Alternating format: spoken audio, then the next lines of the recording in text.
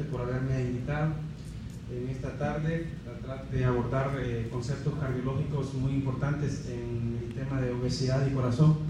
tratar de establecer, explicar un poco esa relación que existe con obesidad y las enfermedades cardiovasculares, como mencionaba hace un momento el doctor Ortiz y el doctor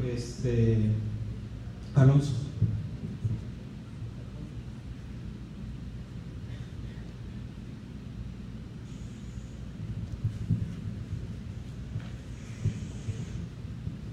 Pequeño video para empezar el tema, básicamente reflejando lo que puede suceder con un paciente obeso.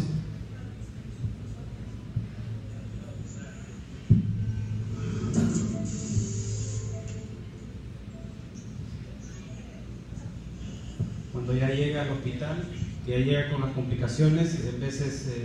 no nos damos cuenta por qué es, y cuando tratamos de recordar o hacer algo, nos acordamos de que el médico muchas veces ya nos ha dicho necesitamos hacer un cambio.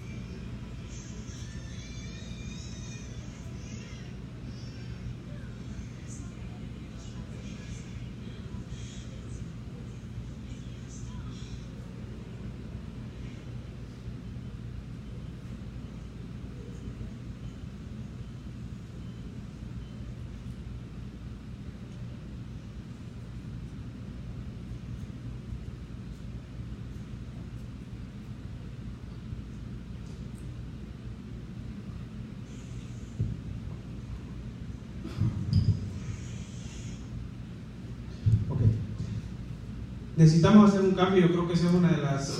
palabras que más se menciona en el pequeño video, y es que cuando nosotros tenemos a un paciente o nos enfrentamos a un paciente con obesidad o con sobrepeso, siempre le decimos, necesitas hacer un cambio, tienes que cambiar tu modo y estilo de vida.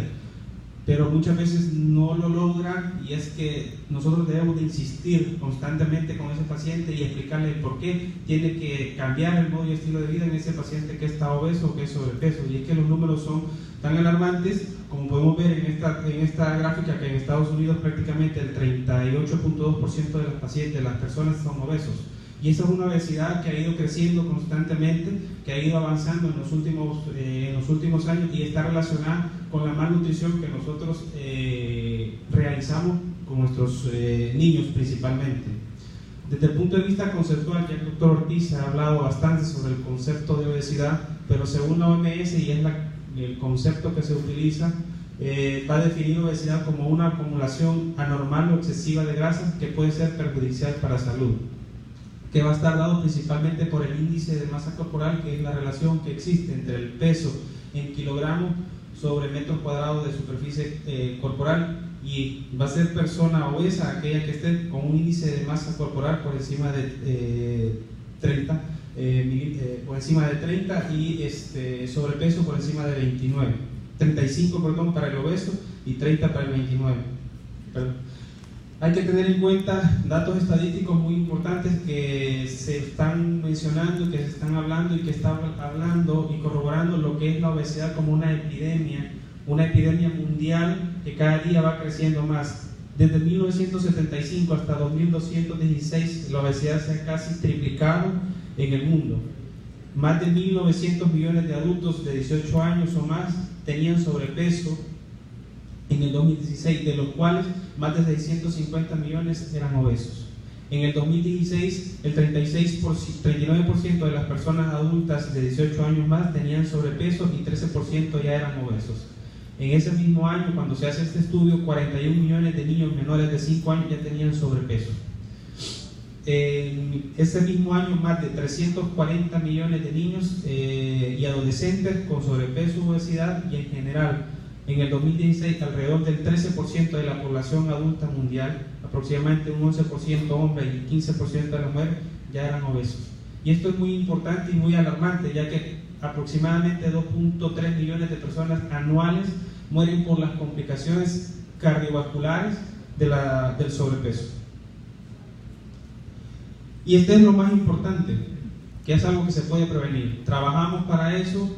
Sí, pero no es algo que tiene que ser solo individual. Este es un trabajo que tiene que ser multisectorial, donde intervienen no solo el médico con la atención primaria de salud, sino que también interviene la parte gubernamental con políticas de salud que ayudan a favorecer una alimentación adecuada. También organizaciones no gubernamentales, la sociedad civil también interviene en el tema de la obesidad y poderla prevenir.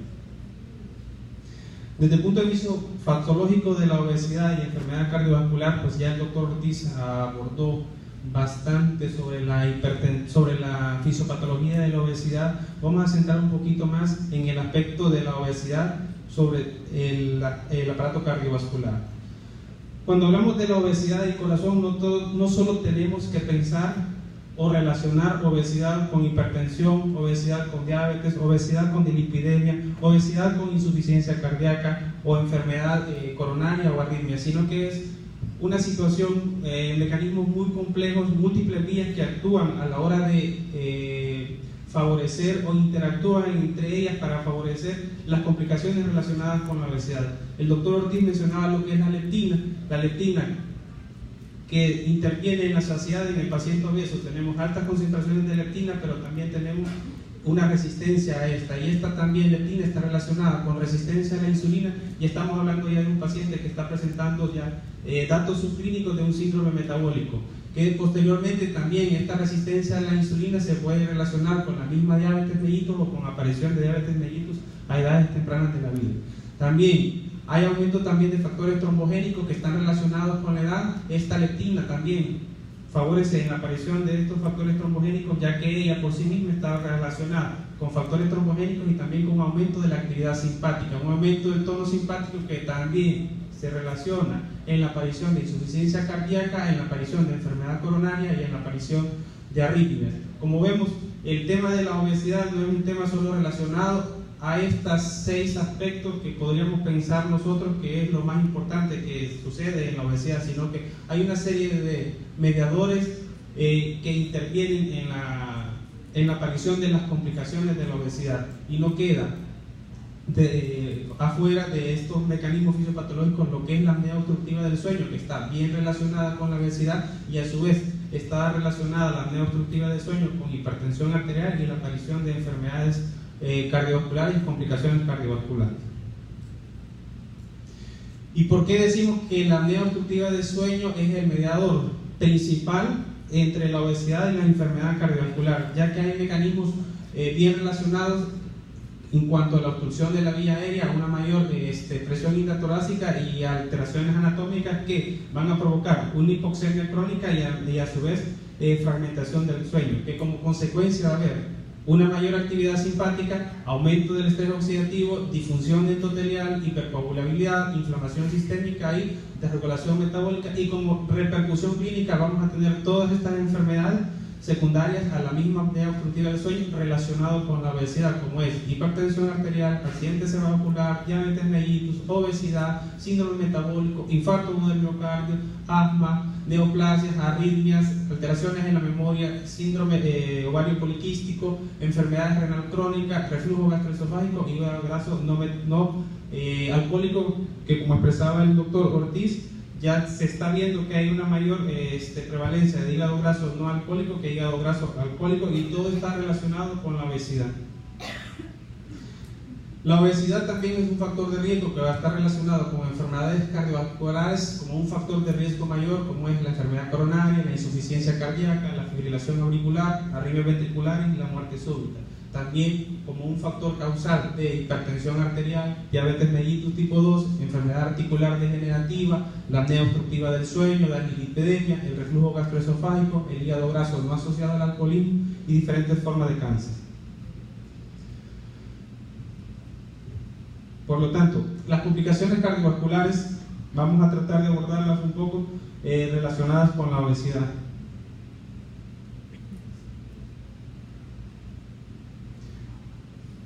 La aterosclerosis, que es una de las principales complicaciones de la obesidad, está relacionada por la hipercolesterolemia, la hipertrigliceridemia, la disfunción endotelial, el aumento del tono simpático.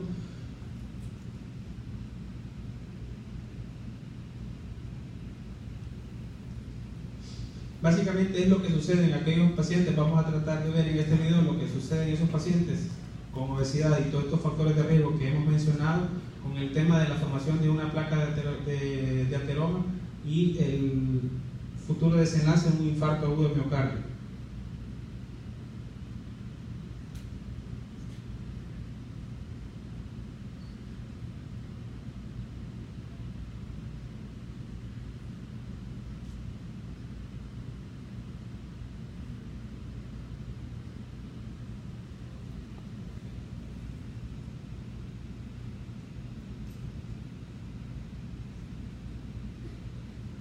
Colesterol que entra a través de las células epiteliales y que se va a ir acumulando entre la túnica interna y la túnica media, formando lo que es una placa de colesterol que va a tener en su centro un núcleo lipídico que es fiable y que puede ser fácil de romper.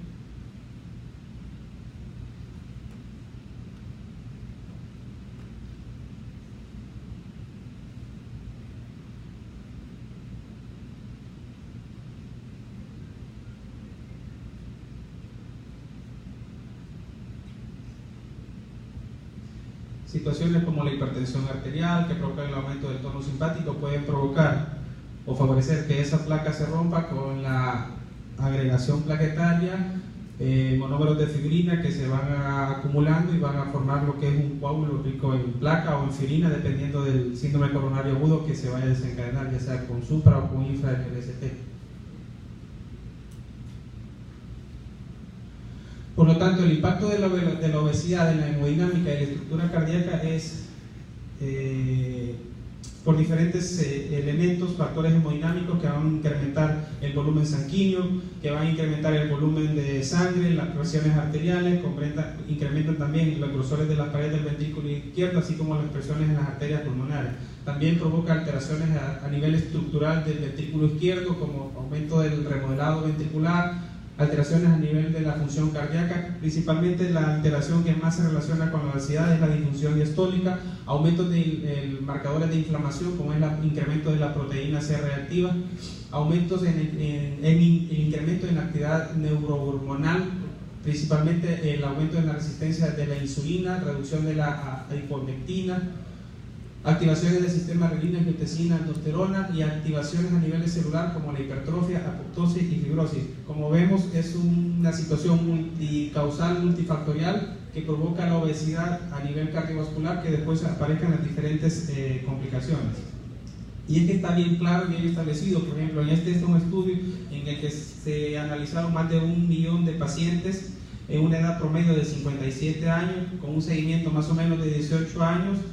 donde se vio que a medida que avanzaban el índice de masa corporal, aumentó la incidencia de enfermedades coronarias tanto en hombres como en mujeres. Por lo tanto, el incremento del índice de masa corporal, en este caso el incremento del sobrepeso, predispone a una mayor mortalidad de enfermedades arteriales coronarias.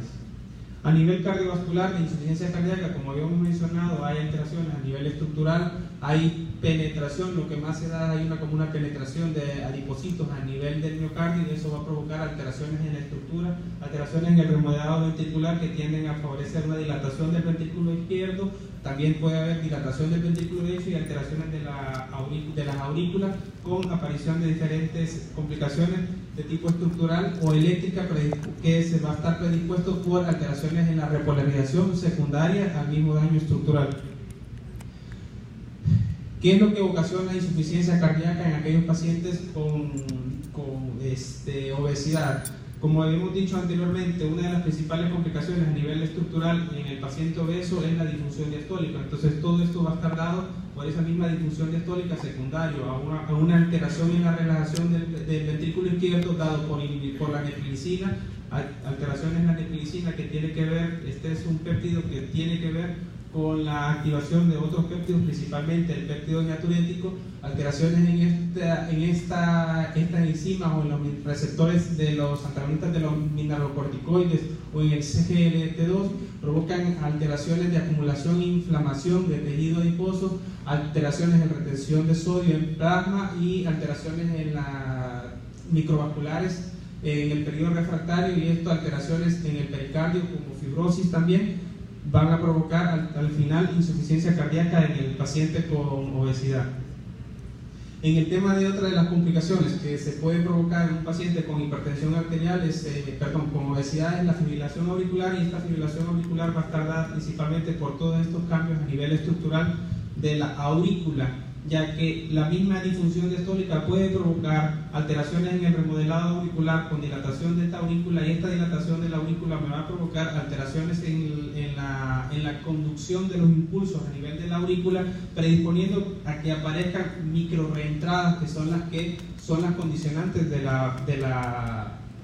fibrilación auricular. A eso agreguemos que la obesidad está relacionada también con la hipertensión arterial, y la hipertensión arterial por sí misma es la principal causa de fibrilación auricular por este mismo aumento de las presiones telediastólicas en el ventrículo izquierdo. Por ende, al final, la obesidad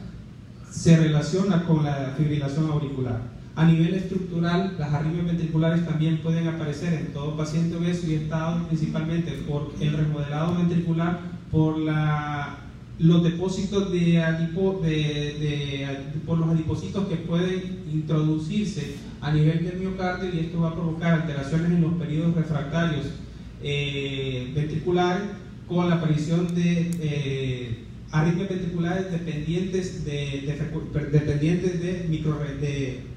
de fenómenos ERT. Un extrasístole ventricular provoca una que sea la rama descendente de la onda T, y va a provocar arritmias ventriculares malignas o fibrilaciones ventriculares. La obesidad abdominal se asocia con un mayor riesgo de mortalidad de todas las causas de pacientes con insuficiencia cardíaca y fracción de eyección preservada. Pues sí, aunque no se mira muy bien, en esta publicación del 2017 se ve bien claro cómo, a medida que el paciente tiene un mayor índice de masa corporal, el riesgo de mortalidad por cualquier tipo de causas es mayor que en aquellos pacientes con menores índices de masa corporal. Ahora, el diagnóstico de la obesidad, ¿cómo lo vamos a hacer? Pues base al IMC, como habíamos mencionado anteriormente, y es por el peso en kilos entre la altura en metro cuadrado. También tenemos que tener en cuenta que la obesidad también podemos evaluarla de una forma central por la circunferencia abdominal, que para pacientes varones euroamericanos por encima de 102 centímetros y mujeres por encima de 88 centímetros, ya consideramos un índice de masa corporal, un índice de circunferencia abdominal aumentado, y ya lo consideramos con obesidad también.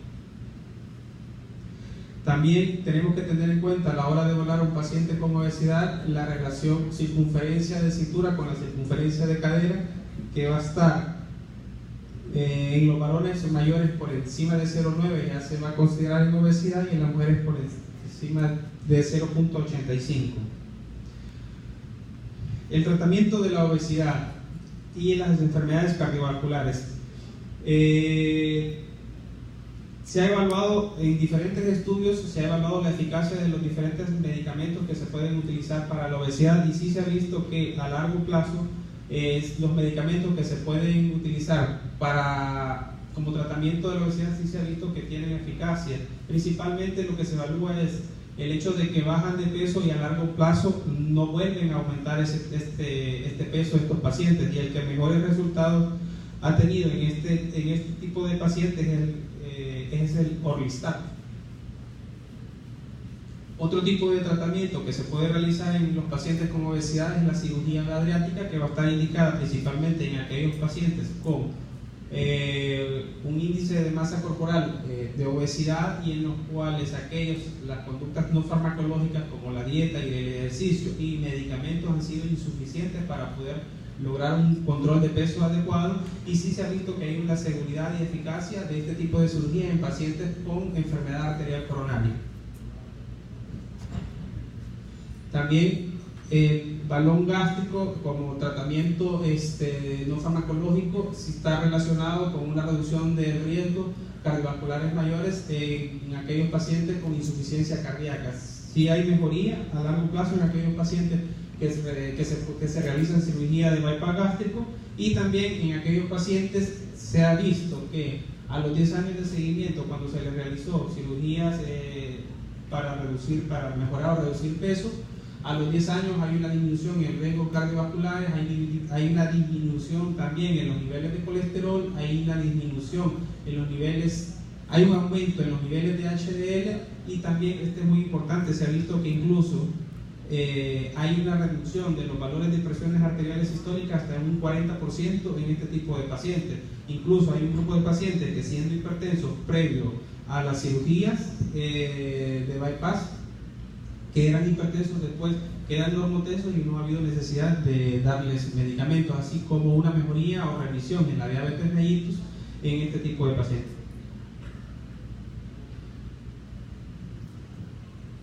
Cambios en la función cardíaca y mecánica después de la cirugía. Sí, también se ha visto una mejoría en la función cardíaca en este tipo de pacientes. Hay pacientes obesos por sí tienen aumento del tono simpático, que nosotros vemos en la consulta con taquicardias sinusales. Este tipo de pacientes mejora ese aspecto, y a su vez también el remodelado ventricular disminuye. Se ha visto que hay una disminución en la incidencia de arritmias ventriculares, fibrilación auricular en este tipo de pacientes. Y pues esto era lo que les traíamos sobre obesidad y corazón. Recuerden que lo que decía al inicio, lo más importante es tratar de prevenir, porque ya cuando ya tenemos al paciente con obesidad y todas estas complicaciones, a veces se hace muy difícil tratar de curar a este tipo de pacientes. Muchas gracias.